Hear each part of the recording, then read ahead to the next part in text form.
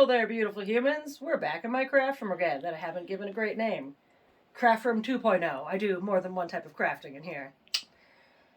So today we're going to talk about iron on vinyl. And I have already cut everything and have actually already made the shirt we're going to make today.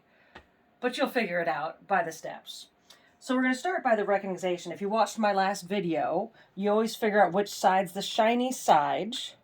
And you put your shiny side down because that's your backing. So when doing iron on vinyl, you actually reverse your image. For something like this image, or this one, it really doesn't matter which direction it's facing. That's fine. Here's the front of what it will look like once I put it on the shirt. Glow-in-the-dark vinyl, like my shirt I'm wearing.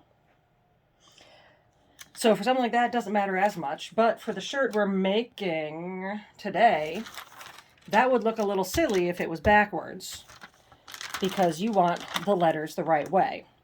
So you reverse your image, or mirror it as they often call it, put the backer down, cut the image the way we showed you cutting the cat in the last video, and you weed out the spots you don't want. I seem to have a pretty good with the iron on. I've noticed some people have some areas where it tears a little bit more, but as long as you get the actual ink off the negative spots, you're fine. So now that I have my ink set up, we're going to go to my very plugged in iron. It's not plugged in because I already made the shirt, as you can see here. So then what I would do is, I'm not going to use this mat because I have this mat. I keep this one for smaller purposes. But I like to put my shirt on here, and I actually use the square of this table to set up it being straight.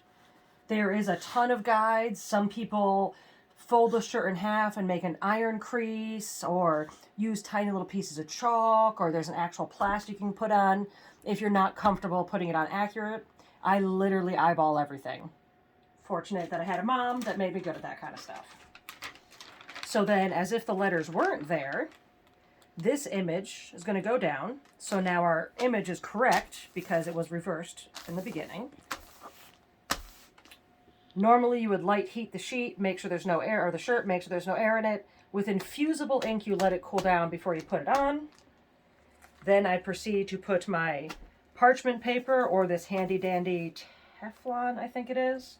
Now I'm going to take my very hot iron, because see, it's not hot. Don't actually do that with your iron, please. These get really hot when they're turned on, but like we said, we already made the shirt, so we're pretending, okay? People pretend. So normally, hot iron, shirt, press, hand on top of the other, and give it some pressure. With infusible ink, it's a little harder to tell your pressure that you're supposed to get and if it's going in enough, because it's not actually letting go of the material. Ink is infusing into the shirt itself.